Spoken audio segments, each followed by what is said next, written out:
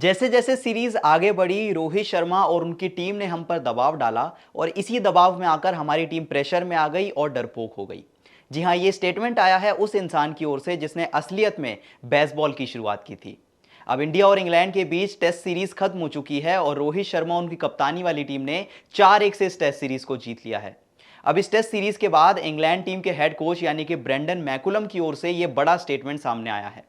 अब इससे पहले कि उनके स्टेटमेंट की बात करें या जानने की कोशिश करें कि उन्होंने इस तरह का ये स्टेटमेंट क्यों दिया, सबसे पहले जरा एक बार जानना जरूरी है कि ये बेसबॉल है क्या, या फिर इस बेसबॉल की शुरुआत कैसे हुई थी। तो इस बेसबॉल की शुरुआत हुई थी जब इंग्लैंड की टेस्ट टीम में एक नया दौर शुरू हुआ। यानी कि जब इंग्लैंड की टेस्ट टीम के कोच बने ब्रेंडन मैकुलम और कैप्टन बने बेन स्टोक्स। अब जो ब्रेंडन मैकुलम है उन्हें प्यार से अक्सर लोग बैज कहते हैं, और जब इन दोनों की कप्तानी में या कहें ब्रेंडन मैकुलम की कोचिंग में और बेन स्टोक्स की कप्तानी में इंग्लैंड टीम में एक नए दौर की शुरुआत हुई, तो इस टीम ने एक अटैकिंग क्रिकेट खेलना शुरू करा और उस अप्रोच को नाम दिया गया बेसबॉल का।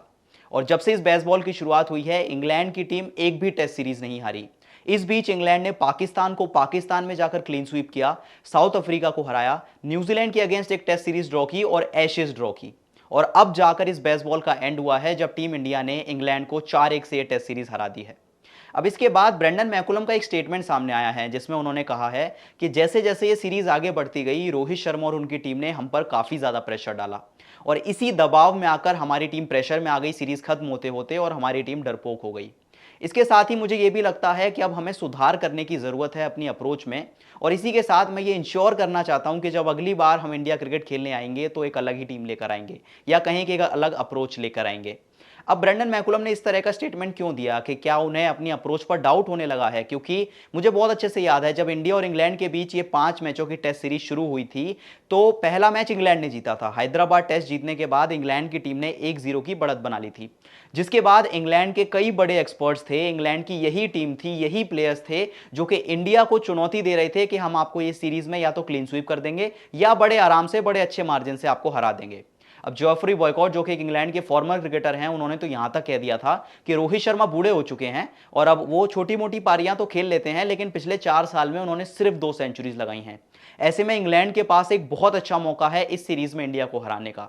अब सिर्फ बॉयकॉट ही नहीं है, इसके अलावा चाहे वो नासिर हुसैन हो, माइकल वॉन हो, या फिर इंग्लैंड के बेन डकेट, जैक क्रॉली, या कई ऐसे प्लेयर्स जिन्होंने इंडिया को अंडर एस्टिमेट किया और ये बात का अंदाजा लगा लिया पहले से कि इंडिया ये टेस्ट सीरीज हारने वाली है। और काफी हद तक ये बात सही भी लग रही थी, क्योंकि विराट कोहली अवेलेबल नहीं थे, केएल राहुल इंजर्ड हो गए थे, जडेजा एक मैच में इंजर्ड थे, जसप्रीत बुमराह रेस्टेड हो गए थे, और तो और मोहम्मद शमी पूरी टेस्ट सीरीज के लिए अवेलेबल नहीं थे। तो हर तरह से यही लग रहा था कि बेसबॉल का जो डोमिनेशन है वो कंटिन्यू रहेगा और इस सीरीज में भी बेसबॉल टीम इंडिया को हराने में कामयाब रहेगी। लेकिन फिर ऐसा लगता है ये सभी बातें रोहित शर्मा के कानों तक पहुंच गई, क्योंकि हैदराबाद टेस्ट के बाद रोहित शर्मा ना ही एज एन इंडिविजुअल और ना ही एज अ टीम वो सेम प्लेयर नजर नहीं आए। जिस तरह से उन्होंने बल्लेबाजी की, जिस तरह से उन्होंने कप्तानी की इन यंग लड़कों के साथ, वो देखकर ऐसा लगता है कि रोहित शर्मा को क्यों एक ट्रू लीडर कहा जाता है। जी हां, रोहित शर्मा ने इन यंग लड़कों के साथ या कहीं इस यंग टीम के साथ एक ऐसी सीरीज में वापसी की और एक ऐसी सीरीज जीती जिसकी किसी ने उम्मीद नहीं की होगी, किसी ने नहीं सोचा होगा इसके बारे में। और इसीलिए